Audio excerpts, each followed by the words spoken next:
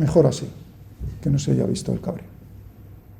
O sea, que si yo lanzo la tiza aquí, la dirección del movimiento, o sea, la velocidad es en la dirección del campo gravitatorio.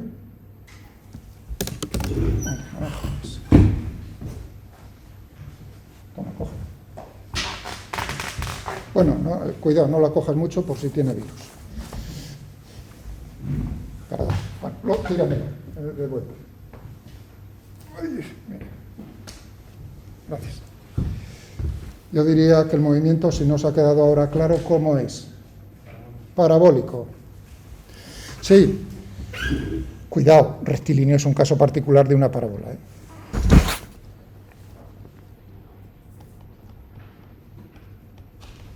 Es un movimiento parabólico.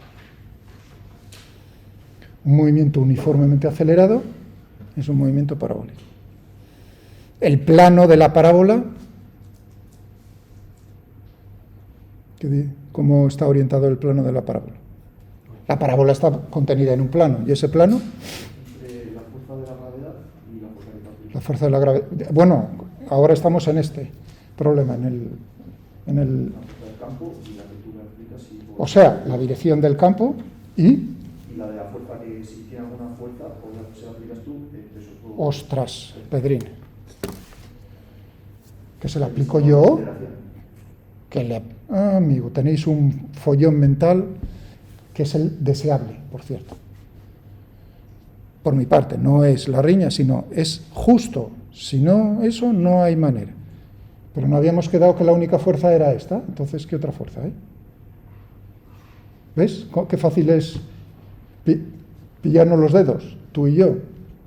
Es decir, dice, bueno, el plano, muy bien, el de la fuerza que ejerce el campo eléctrico, o sea, la del campo eléctrico, esa dirección, una dirección, un plano, necesito dos vectores. Él ya me ha dicho uno. Y el segundo es donde ahí ya no estoy tan de acuerdo, porque dijo, bueno, y la de la... Y empieza la política, o sea, de no entender las cosas y escaquearse en el medio.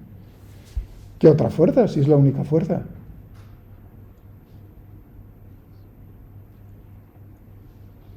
Es la única fuerza. No os estoy engañando, no me miréis mal. Otras veces sí os intentaré engañar, pero esta vez no. Por lo tanto, ¿qué otro vector tengo por ahí que me puede determinar? La velocidad inicial, o la velocidad en un instante, vamos. A ver si todavía le tengo que lanzar la tiza otra vez a vuestro compañero. Se lo he lanzado hacia allá. Plano. Este plano, si se lo lanzo a otro compañero, es este otro plano. Vector, aceleración de la gravedad, la velocidad inicial. El plano formado por esos dos vectores es el plano de la parábola. Porque claro, ahora viene el problema de encontrar y mancharse las manos ahí, de encontrar estrictamente, uno dice, genial, pues entonces tenemos que A es Q dividido por M por E. Voy a quitar el cerito, no pasa nada. Entonces necesito llegar a R, la posición, la trayectoria, R en función del tiempo. Claro, pero la aceleración es esto. Vamos a integrarlo. Eso quiere decir que tendré que es igual a Q dividido por E. Eso quiere decir que una relación entre cambio en el tiempo y cambio en la velocidad infinitesimal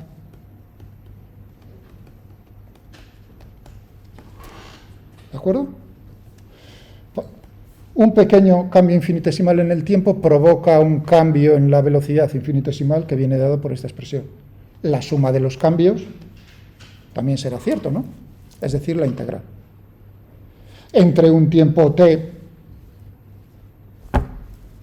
si queréis, siempre uno coge, como puedes poner cuando empiezas a medir el tiempo, pero bueno, podría ser otro tiempo, desde un tiempo t igual a 0 hasta un tiempo t genérico, desde una velocidad, la velocidad que tiene inicialmente v sub 0, v en t igual a 0, lo llamo v sub 0, hasta la velocidad que tendrá en el tiempo t.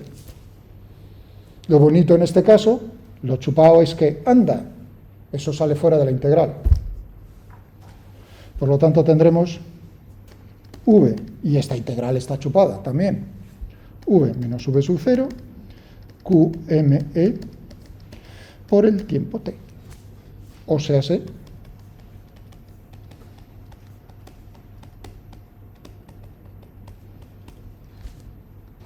claro, esto podía haber usado cualquier otro movimiento uniformemente acelerado. A sería v igual a v sub 0 más la aceleración por el tiempo. ¿Que esto es g? Estupendo, g por t. Y ahora uno dice, ¿y la posición? Claro, si tenemos que la velocidad es la derivada del vector de posición con respecto al tiempo, que va a ser todo este trasto,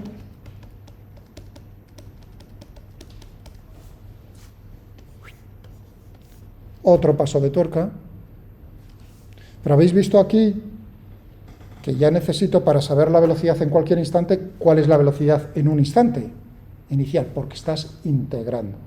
Integrar no es lo mismo que derivar. Para integrar, saber la solución de la integral, necesitas tener algo de información en un instante de tiempo, si es una integral en el tiempo. Si no, tendrías que dejarlo en función de una constante de integración, que es como decir lo mismo, decir cómo sería la velocidad en un instante. ¿Vale? Bueno, aquí le volvemos a dar, ya veis que estoy haciendo las integrales por supuesto, esto podría hacerlo en componentes cartesianas. ¿Habéis visto esta integral? Vectorial. Realmente son tres integrales. La componente x, la componente y, la componente z, si utilizáis cartesianas. ¿Pero para qué? Si lo puedes hacer todo de un golpe, hombre. Muy bien, tendríamos v sub 0 más q dividido por m por e por t. Otra vez tenemos el mismo. Si esto me está diciendo qué es lo que ocurre para cambios infinitesimales en el tiempo desde un t a un t más diferencial de t, cómo cambia la posición desde r a r más diferencial de r, pues la suma de los cambios, si vale para cada cambio infinitesimal, sirve también para la suma. Otra vez tendríamos desde el t igual a 0 hasta el t genérico, desde r, 0, la posición en t igual a 0, hasta el r genérico. R0 es r en t igual a 0. Ya que integramos dos veces, necesitamos dos constantes de integración, la velocidad inicial y la posición inicial. Podrían ser en dos instantes diferentes también. O sea, que no tienen por qué ser en t igual a 0, pero bueno, vamos a dejarlo así.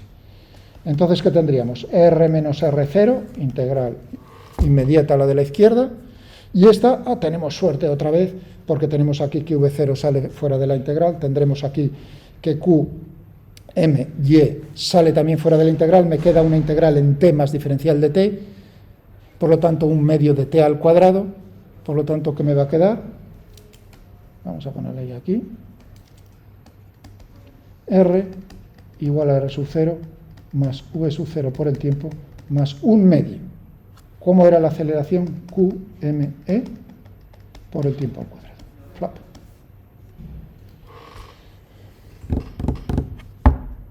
Y esto es una parábola cuyo plano viene dado por los vectores E, la dirección de E y la dirección de V0. Por eso ese problema se puede hacer justo como un problema bidimensional. Pones los ejes cartesianos justo en esa... Sí, dime. Dijiste que no tienen que estar medidos justo en el instante cero, la velocidad y la posición, pero sí tienen que estar medidos los dos en el mismo instante. No. ¿No? ¿Puede ser diferente también? Podría haber puesto aquí 25 y aquí, por ejemplo, desde igual a 13.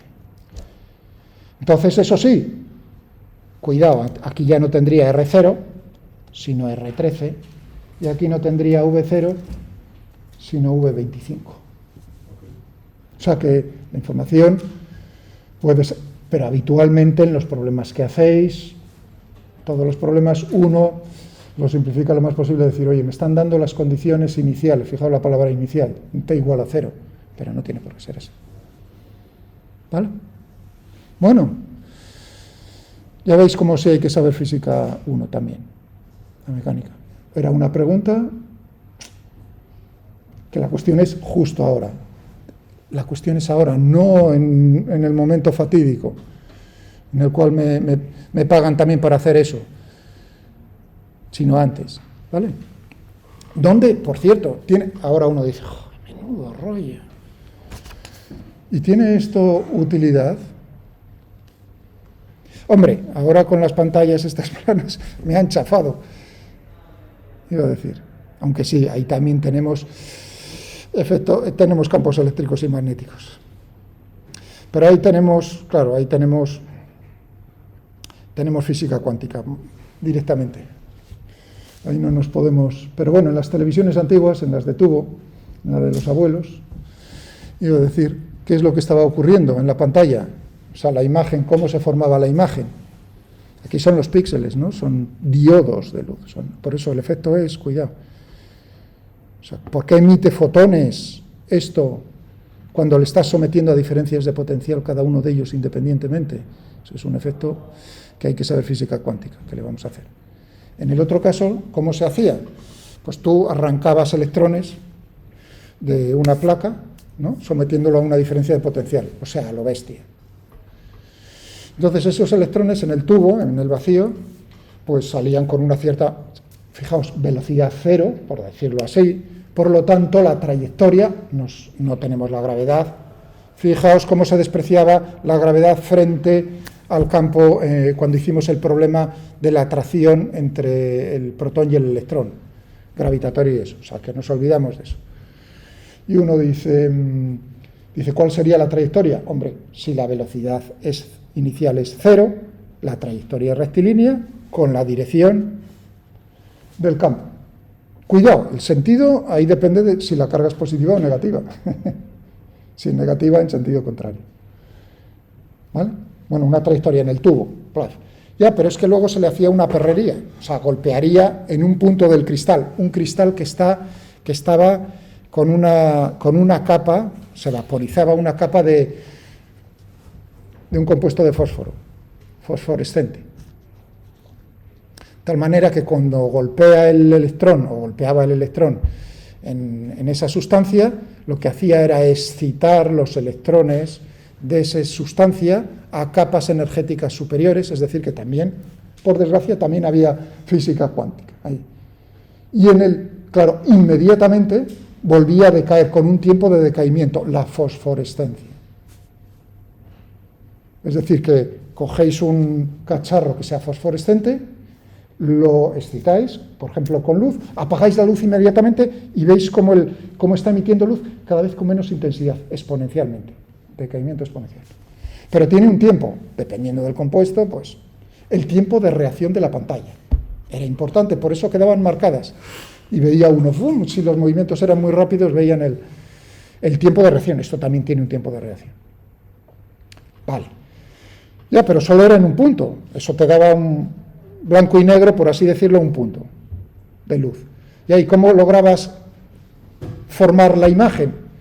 Claro, modificando el rayo electrónico de los electrones que había en ese tubo de rayos catódicos. ¿Cómo? Creando campos eléctricos en dos direcciones del espacio. Imaginaos que la pantalla era así, X e Y. Entonces se modulaba ese campo de tal manera que tú lo desviabas en un sentido y en el otro. Si ponéis únicamente el problema, venían por aquí los electrones. Y tengo aquí dos placas metálicas, crea un campo eléctrico prácticamente uniforme aquí en esta zona del espacio. Entonces tendríamos en esta zona, y aquí tendríamos pues la pantalla. Si es cero, ¡paf!, por aquí. Si E va en el sentido que tenemos por aquí, y estos son electrones, y es uniforme, entonces, ¿qué es lo que ocurría? En cuanto entraba por aquí, ¡bum!, trayectoria parabólica. Cuando salía de aquí ya era rectilínea y golpeaba. Y eso es lo que se hacía. La señal analógica, porque ahí no había digital, lo que hacía era modular en ese tubo cómo era la intensidad de los campos. Aquí es arriba abajo, si lo ponéis en otra dirección, izquierda y derecha. Y lo que hacía el rayo era barrer y barrer. Lo de las 625 líneas, lo podéis decir a vuestros padres, abuelos, que se reirán. Había un programa de televisión con ese nombre. Bien. Esto lo puse en el caso, no voy a poner, ya podremos jugar si eso con el ordenador, las trayectorias creadas por otros tipos. Vale. O sea que tenemos ahora campos eléctricos y también de qué ocurriría, cómo sería la trayectoria del campo magnético. Eso lo dejamos un poco para otro momento. Si no, nos perdemos demasiado. Entonces, tenemos otra vez el mismo problema. Tenemos vectores que tienen un valor en cada posición del espacio y en cada instante de tiempo. Si son estacionarios, independiente del tiempo. Viene ahí una cuestión. ¿Podrá haber problemas más simples? Porque en general es en 4 dimensiones. Ya veis, si quito el tiempo, me he quitado una dimensión. Pero hablaremos también de campos 2D, bidimensionales, incluso unidimensionales también podría hablar. Claro, sobre todo nos centraremos, a la hora de dibujar con el ordenador, en campos bidimensionales. Significa que, cuidado, no tendría por qué ser en cartesianas para ser bidimensional. Imaginaos el plano este de la pantalla X y X, es decir, que solo nos movemos ahí. Pues entonces tendríamos, por ejemplo, un campo bidimensional estacionario, únicamente dependería de las componentes, es decir, que tendríamos X, XY e Y de X. Pero un campo bidimensional, ya digo, no tiene por qué ser plano.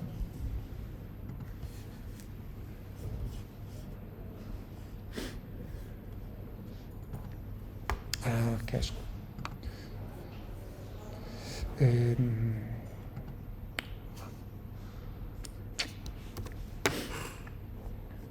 Bueno, lo tenía por aquí abierto, no sé para qué lo...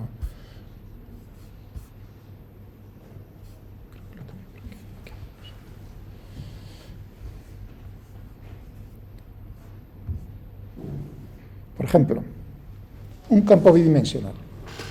Estamos en el PDF del MIT que tenéis ahí en el capítulo 1 en Moodle. Bueno, no es un campo, ahora es lo que voy a decir, no es un vector. Los campos pueden ser escalares o vectoriales. El campo eléctrico, el campo magnético, el campo gravitatorio son vectores, por lo tanto son campos vectoriales.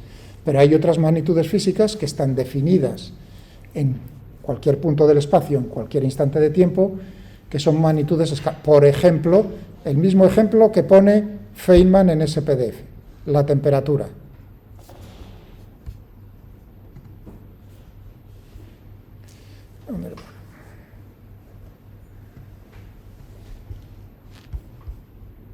Temperatura es una magnitud física. ¿Es ese un campo? Sí, es el campo que nos está diciendo cómo es la temperatura en la superficie, superficie. Si es superficie es 2 dimensiones. Una superficie que no es plana, sino que es esférica, o casi esférica. Por lo tanto, ahí tenemos un campo bidimensional escalar, la temperatura, que no es estacionario porque seguro que cambiará. Y esto pues son datos reales, ahora serán más antiguos que el caballo. Pero bueno, me vale perfectamente. Es decir, que tenemos, ¿de acuerdo? Cuando diga bidimensional es que el problema se puede reducir a una superficie, si tenemos suerte, a una superficie plana. Por lo tanto, podremos reducirlo a coordenadas cartesianas sencillas.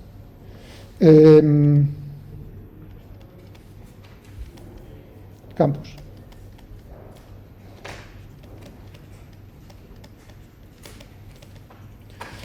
Campos escalares y vectoriales.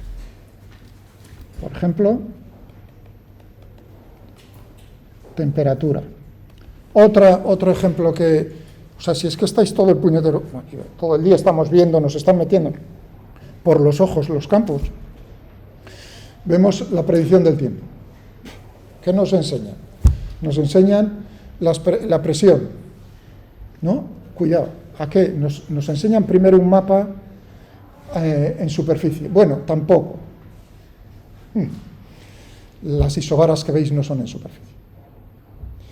Está corregido a nivel del mar, pero para eso hay que también saber un poco de mecánica de fluidos. Si no, veríamos la topografía perfectamente en las isobaras. Y no se ven, ¿verdad? Se ven los anticiclones bien bonitos y los ciclones, pero no veis ahí, pues, la cordillera cantábrica. ¿Por qué? Porque la presión la modifican, la corrigen a nivel del mar. Es decir, que le tienes que añadir una columna de aire de unos 1000 metros, 1200. Eso para curiosidad vuestra. Pero bueno, tenemos, por ejemplo, la presión, etc. La presión es un escalar también. Bueno, en vectoriales, de lo que estamos hablando, gravedad, campo eléctrico, campo magnético. Pero de alguna manera, en el momento de decir, ¿y cómo podemos hacernos nosotros una idea de cómo son los campos? Tanto escalares como vectoriales. O sea, ahora viene no la representación matemática en la cabeza, sino visual, para hacerte una idea de cómo son las cosas en ese problema. Representación. Ahora claro, antiguamente pues era más difícil, pero ahora con los ordenadores es una maravilla. Representación gráfica de campos escalares y vectoriales. Vamos a campos escalares. O sea que lo que tenemos es por aquí, dice Moodle,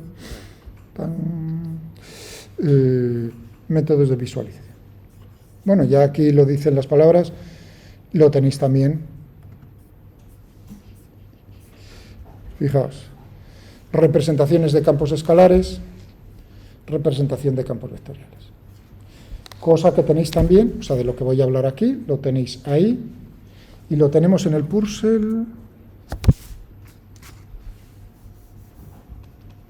en el caso del campo eléctrico, en el apartado 1.7. En ese apartado también veréis cómo habla, pero ya centrado solo en eso, lo hacemos un poco más general.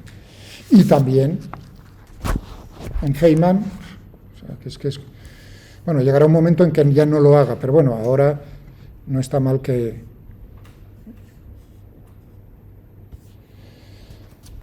Ha habido varios inventos para ayudar a la mente a visualizar el comportamiento, cómo son los campos. El más correcto es el más abstracto, o sea, estás perdido. Iba a decir,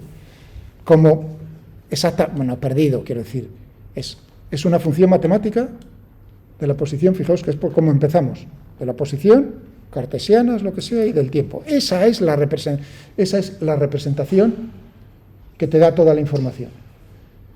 Pero bueno, podemos intentar también conseguir una representación visual dibujando, y ahora es donde viene. O sea que también lo tenemos por ahí, ¿eh? Vale, vamos primero a los campos escalares. Son más fácil.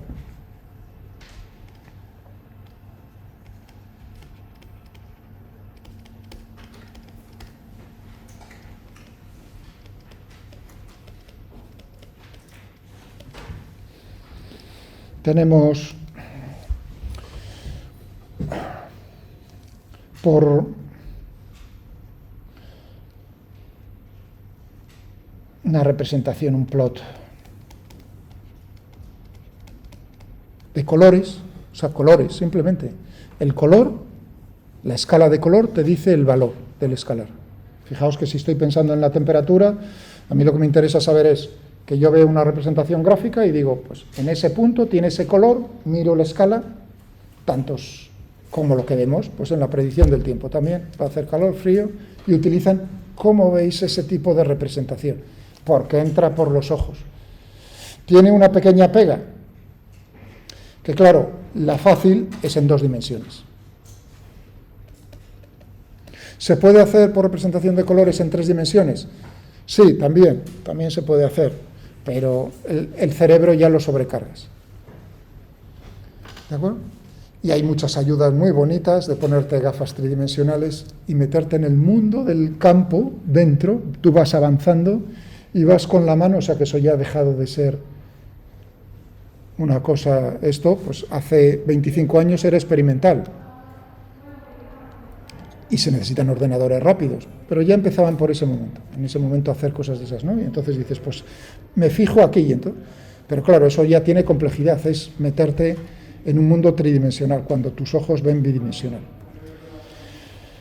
Vale, un plot de colores. Uno que también vamos a utilizar, pues como en las isobaras. El ejemplo son o isotermas. ¿Qué son las isobaras? Son curvas, ¿no?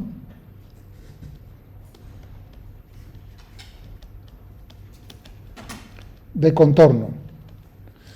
Lo que te está diciendo es esa curva, que todos los puntos que pertenecen a la misma curva tienen el mismo valor del escalar.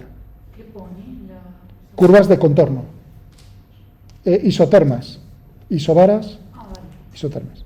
Como ejemplo, de igual presión, igual temperatura. Entonces lo que vemos ahí, pues son realmente curvas que a veces rellenan con colores para todavía dar más información, pero lo que estás viendo son diferentes curvas. Una curva en el espacio, ¿no? De esta manera, y dices, anda, pues resulta que esta curva tiene un valor de la temperatura 23 grados. Y tú sabes que entonces, aquí, aquí y aquí, en todos esos puntos tienes la misma temperatura, o si es la presión, el escalar correspondiente. O sea que tenemos lo que se llama un contour plot.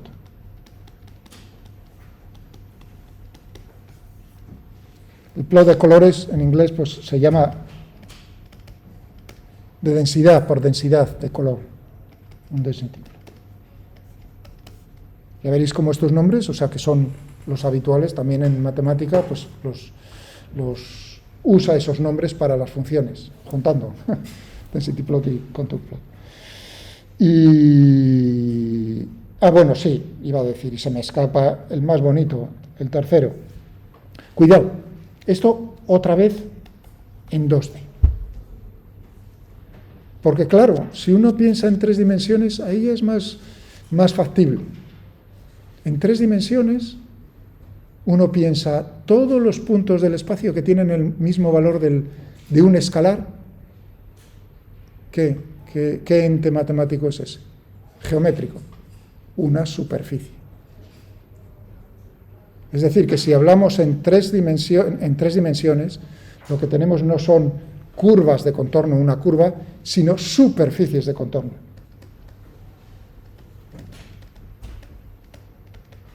Superficies. ¿De acuerdo? Pensad, por ejemplo, un escalar que no sea ni la temperatura ni la presión. Uno que ya hayáis utilizado. El potencial gravitatorio. Potencial gravitatorio, no energía potencial, sino potencial gravitatorio. La Tierra tiene un potencial en todos los puntos respecto a la Tierra, tenemos un potencial gravitatorio. Si consideramos cero en el infinito, pues a una distancia del centro de la Tierra tal, tenemos un potencial gravitatorio determinado, ¿no? ¿Es un escalar? Sí, es un escalar. El campo gravitatorio G es un vector, pero el potencial gravitatorio es un escalar. Y ahora la cuestión es, suponiendo que la Tierra sea esférica, uniforme, es decir, ¿no? Una esfera bien, que se comporte bien, ¿cómo son esas superficies equipotenciales?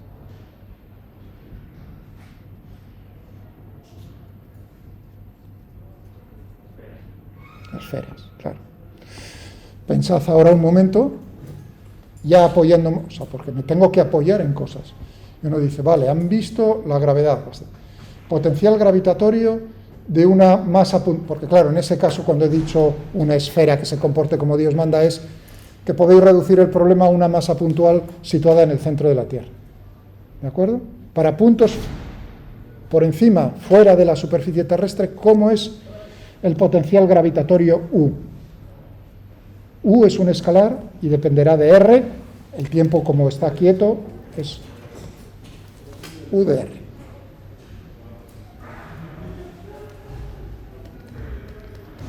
Suponiendo que en el infinito tomo potencial cero, porque lo que está definido son diferencias de potencial, gravitatorio de otro tipo. ¿Cuáles? Para una masa puntual situada, yo tengo aquí el origen de coordenadas, la masa en el origen, para un punto situado a una distancia r, con un vector de posición r, ¿cómo es el potencial en ese punto? La masa es m mayúscula.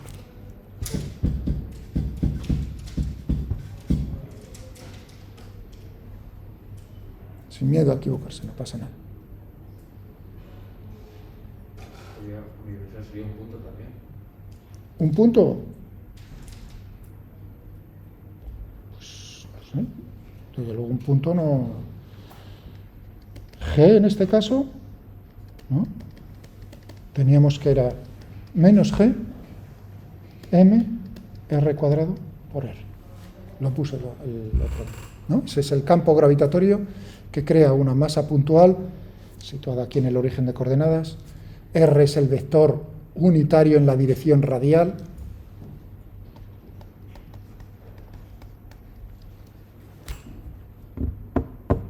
Esto es lo del otro día, digamos, es como un empujón. Es decir, hala, a ver. No me molesta si pensáis ahora en energía potencial gravitatoria. Si yo pongo en este punto una masa m, ¿cuál es la energía potencial gravitatoria que tiene esa masa con la masa m mayúscula, suponiendo que la energía potencial que tiene, si estuviese en el infinito, es cero? Porque el potencial gravitatorio va a ser la energía potencial gravitatoria dividido por la masa m. Vamos. Amigos.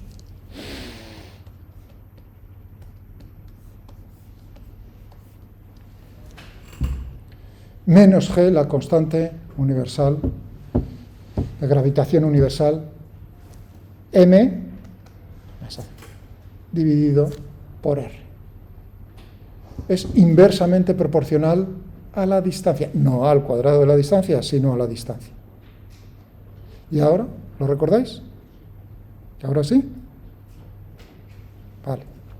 Y ahora la cuestión es, y a mí me están diciendo qué superficie, qué forma tiene la superficie para la cual en todos sus puntos tengo la misma U. Uno dice, para que tenga la misma U tienes que tener la misma R. Por lo tanto, una esfera. Esferas, superficies esféricas. Tengo un campo escalar tridimensional, el potencial gravitatorio, la energía potencial, bueno, naturalmente es por esto. Entonces, ¿es un campo escalar? Sí. ¿Es tridimensional? Sí. ¿Es estacionario? Sí, porque no he movido dejo siempre la masa esa M mayúscula en el centro. Ya está. Vale, son y un minuto. Lo único decir... Nada, no decir nada, porque si no, cojo una fama todavía peor. Que seguro que la que ya por ahí... Miguel, joder, no mira el reloj. Vale. Mañana nos vemos. Mañana habrá tiempo.